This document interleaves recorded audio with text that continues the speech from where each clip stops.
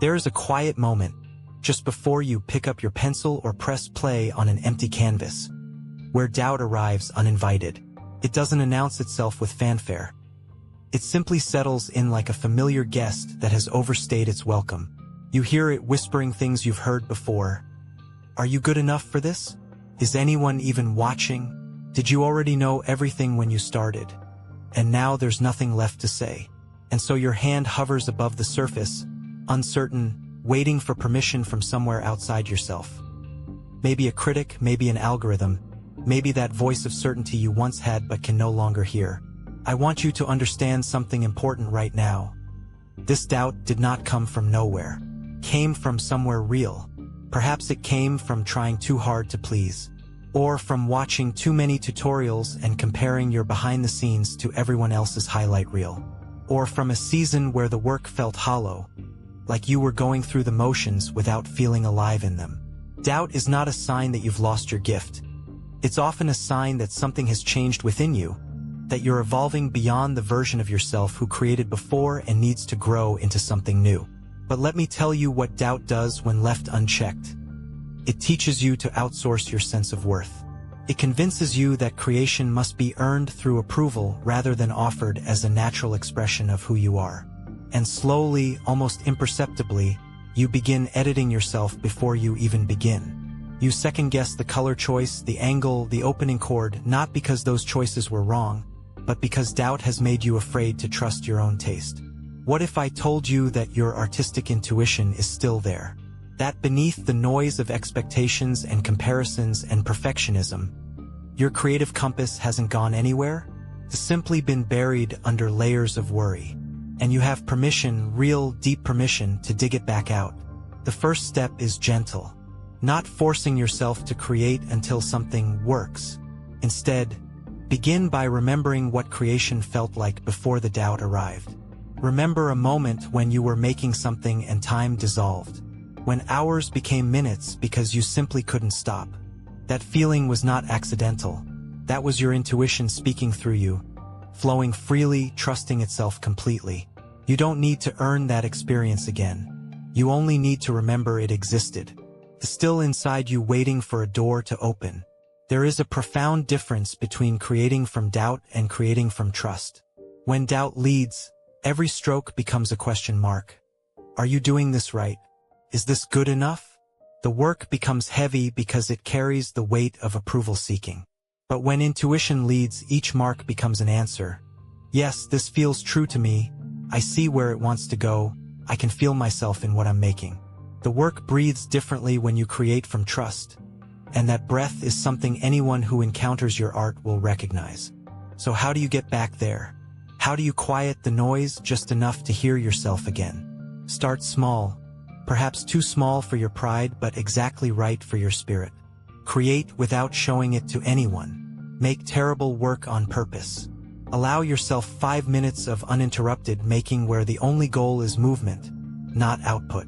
Sit at your desk and let your hand wander across paper without deciding what comes next. Trust that something will emerge from the wandering. You might be surprised by how much your intuition knows even when your conscious mind has forgotten how to listen. There's also a practical kindness you can offer yourself. Remove one layer of pressure each day. If posting feels overwhelming, take down all expectations about reach or engagement for this week and just make what moves you in private. If criticism is weighing on you, pause the reviews and return to them when your relationship with your own work has stabilized. Create a small ritual that signals safety. Light a candle before you begin. Play one song that always makes you feel at home. Sit somewhere comfortable where no one can interrupt you. These aren't distractions from real creation. They're invitations to create honestly. I want you to notice something about doubt's nature. It thrives in isolation and starves in honesty. When you bring your uncertainty into the open, when you say aloud or in writing, "I'm afraid I've lost my intuition," or "I don't trust what I'm making anymore," that fear often loses its grip on you. You discover that doubt is not a verdict. It's simply a feeling, and like all feelings, it passes through. It does not get to stay forever unless you invite it to become your permanent address. And you have the power to evict it by choosing curiosity over judgment, exploration over criticism. There will be days when the flow returns.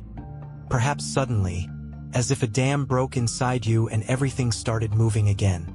Your hands know what to do before your mind asks why. You'll recognize those moments with gratitude because they are gifts from yourself to yourself. Proof that the well has not run dry. But there will also be quieter days when intuition is whispering rather than speaking loudly, and that's okay too. Flow isn't always a river. Sometimes it's a slow-moving stream. Sometimes it's just a single drop falling into still water. All of these states are sacred in their own right because they're yours, authentic expressions of where you actually are rather than where you think you should be. I want to speak directly to that part of you who fears being wrong. Your intuition doesn't make mistakes. It makes choices. Every choice is a step toward discovering what's true for you in this moment. When you create from trust, even failures become teachers, not proof that you're not talented enough, but invitations to understand yourself more deeply. The artist who creates bravely does not avoid failure. She allows herself the full range of human expression without apologizing for any part of it. And here's something worth holding on to: your intuition is not a static thing. It changes as you change. What felt right 3 years ago may no longer feel true, and what feels right now may surprise you 5 years from now, and that's beautiful, not something to fear. Your artistic voice isn't meant to be locked into one style or one mood. It's meant to grow alongside your life, responding to joy and sorrow and wonder in equal measure. Let yourself evolve without guilt. Trust doesn't mean being rigid about who you are as an artist. It means trusting that whatever shape you're taking is the right shape for this season of your life. There's also a community aspect worth considering. Not necessarily seeking validation from others, but surrounding yourself with work that reminds you what creation feels like at its best. Seek out pieces by other artists that stir something in you without making you feel inadequate about your own path. Let their courage be gentle permission for your own. Find 1 or 2 voices whose intuition feels authentic and let them guide yours back to trust, not through imitation but through recognition. Yes, I see this same spark in you, and it's still alive in me too. I want you to notice something else: how much of doubt is simply borrowed. How often have you absorbed someone else's standards for what art should be and called them your own? That fear about whether people will understand your work may actually belong to a teacher or a parent or a critic from years ago, wearing new clothes but still carrying old messages. You have permission to set those down now. You don't need anyone else's approval to begin trusting yourself again. Your relationship with creation is yours alone, and no one has the right to inhabit it without invitation. The most honest thing I can offer you today is this: doubt will return again. It always does, because life keeps throwing new challenges at your art.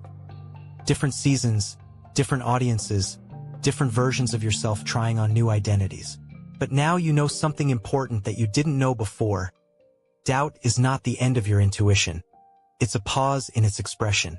When it returns, you can greet it differently this time, with more familiarity, knowing it will pass, knowing there are ways back to trust even when doubt feels heavy and permanent.